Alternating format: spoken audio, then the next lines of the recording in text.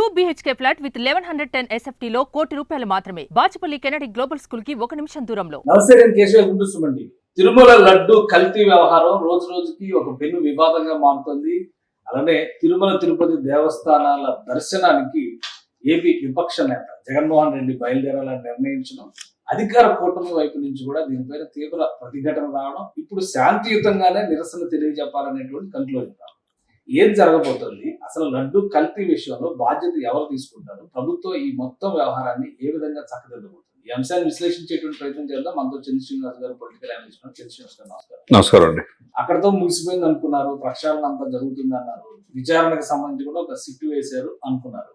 ఇది పూర్తిగా ఇప్పుడు పొలిటికల్ టర్న్ తీసుకున్నట్టుగా ఉంది. విపక్ష నేత అక్కడికి వెళ్ళాలని డిసైడ్ చేయడం, ఆల్రెడీ 1వ తారీఖున డిప్యూటీ సీఎం దీక్షని విరమించడం కోసం తిరుమల వెళ్ళాలని డిసైడ్ చేయడము, 28వ తేదీ సాయంత్రానికి గల సుప్రీంకోర్టు చీఫ్ జస్టిస్ మరొక జస్టిస్ తో కలిసి తిరుమలలో సందర్శించి వివరాలు సేకరిస్తారనేటువంటి ఒక నివేదిక రావడం.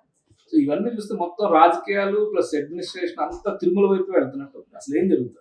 డెఫినెట్గా ఇది ప్రపంచవ్యాప్త విషయం అయిపోయింది అనేది ఎవరు కాదలనేది. కాబట్టి ఇక్కడ హిందువులకు ఉన్న ఏకైక పరమ పవిత్రంగా చూసుకునే తిరుమల అపవిత్రత అయిందనేది ప్రతి మనసులో హృదయాన్ని గాయపరిచింది. దీని ఇష్యూ అంతా కూడా నేషనల్ మీడియా కూడా పూర్తి రోజు కాన్సన్ట్రేషన్ చేస్తాం.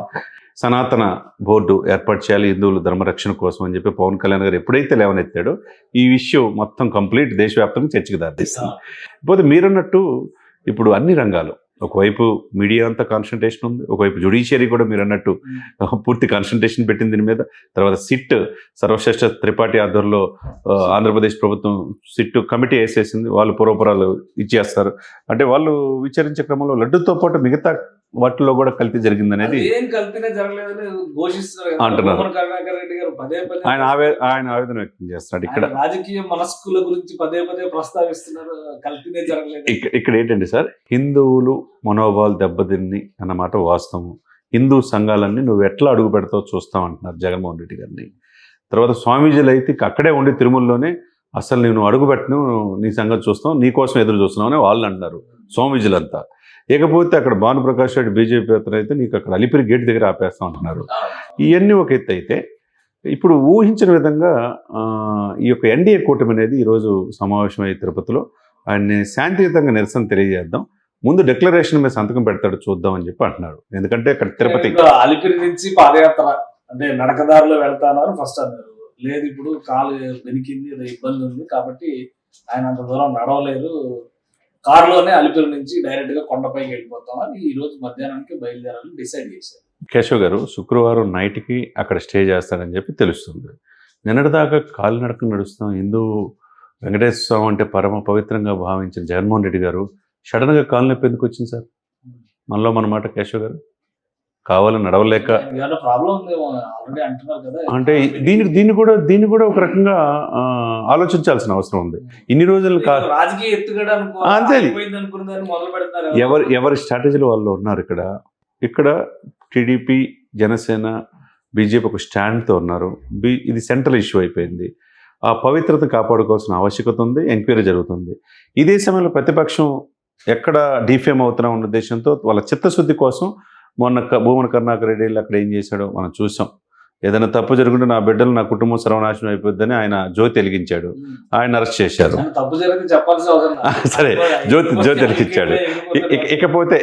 ఇకపోతే ఈరోజు ఆయన వెళ్ళేది నైట్ స్టే చేస్తానంటున్నారు, రేపటిన దర్శనం చేసుకుంటున్నాడు. డిక్లరేషన్ మీద సంతకం పెట్టాల్సిందే అని అంటున్నారు. ఒకవైపు అరణ్య శ్రీనివాసులు అంటే అవసరం లేదనేది కొత్త నిబంధనలు తీసుకొస్తున్నారు, ఇవన్నీ కూడా పక్కన పెట్టేసారు సార్. కేశవ్ గారు, అవసరం లేదనేది గత 5 సంవత్సరాలు వైసీపీ ఉన్నప్పుడు జరిగింది. ఎందుకంటే వైసీపీ అధినేత అప్పుడున్న ముఖ్యమంత్రి గారు ఆయనకి ఇష్టం లేదు కాబట్టి, అంటే అబ్దుల్ కలాం గారి కంటే ఎక్కువ ఏం కాదు కదండి, సోనియా గాంధీ గారి కంటే ఎక్కువ అంటే కాదు కదండి జగన్మోహన్ రెడ్డి గారు. కాకపోతే వాళ్ళకున్నట్లు మార్చుకున్నారు అంతే, మార్చుకొని నియమ నిబంధనలు సడలించారు.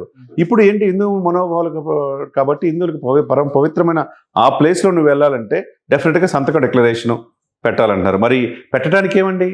ఇప్పుడు భూమన కరుణాకర్ రెడ్డి గారు ఈరోజు ఇందాక ప్రెస్ మీట్లో మాట్లాడతా, ఆ రోజున ఋషికేశ్లోనే గంగా తీర్థంలోనే 3 సార్లు మునిగాడు, మాకు చిత్తశుద్ధి ప్రశ్నించాల్సిన అవసరం లేదన్నాడు.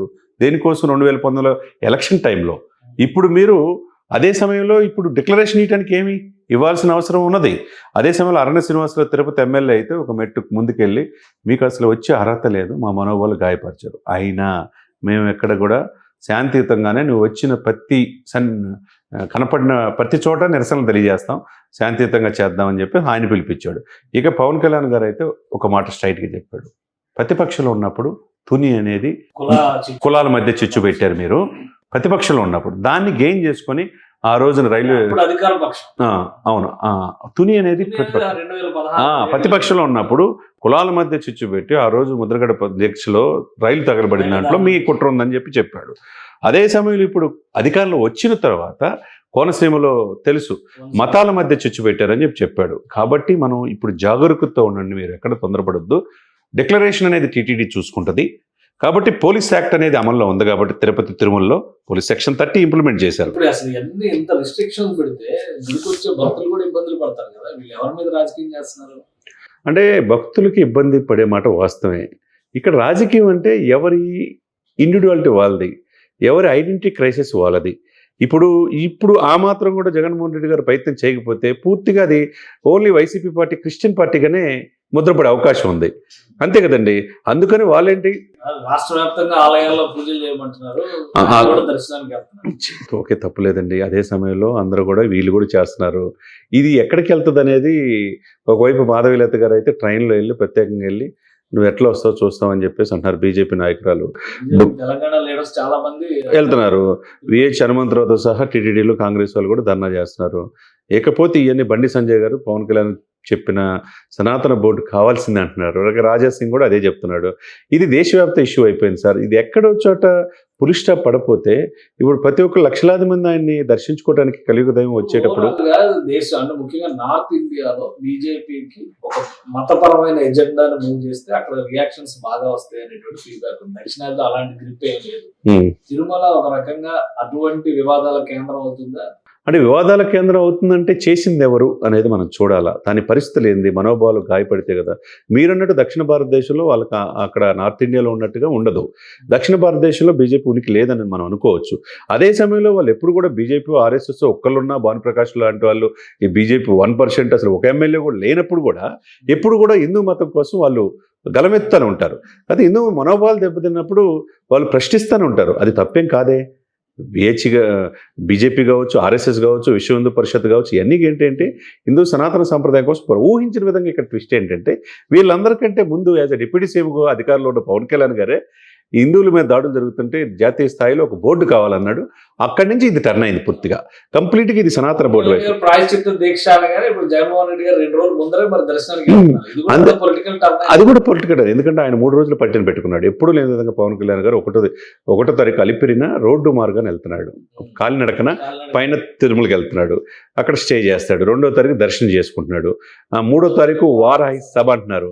4వ తారీఖు ఏమో బ్రహ్మోత్సవాలు స్టార్ట్ అవుతున్నాయి.